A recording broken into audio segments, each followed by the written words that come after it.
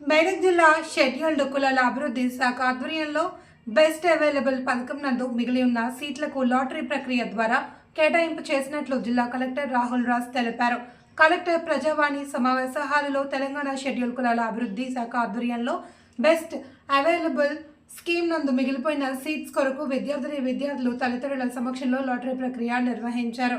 ఈ కార్యక్రమానికి జిల్లా కలెక్టర్ రాహుల్ రాజ్ ముఖ్య అతిథిగా హాజరై లాటరీ ప్రక్రియను నిర్వహించి 1వ తరగతి నందు 3 విద్యార్థులు మరియు 5వ తరగతి నందు 3 మంది విద్యార్థులు మొత్తం 6 సీట్స్కి లక్కీ డిప్ ద్వారా ఎంపిక చేశారు.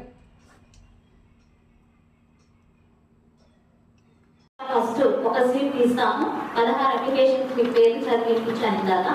దాంట్లోంచి ఒకటి తీసిన తర్వాత జనరల్ కోటా సీట్ తీస్తాము. ఈ 15 ప్లస్ 16 కలిపి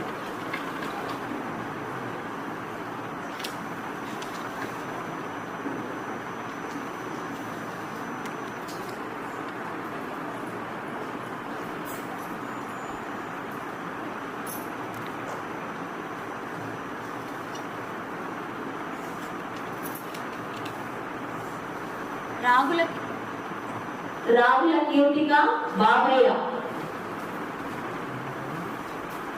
క్యాన్సిల్ అయిపోయినట్లయితే ఇట్లానే నాట్ ఎలిజిబుల్ అయినట్లయితే వాళ్ళకి ఇస్తాం.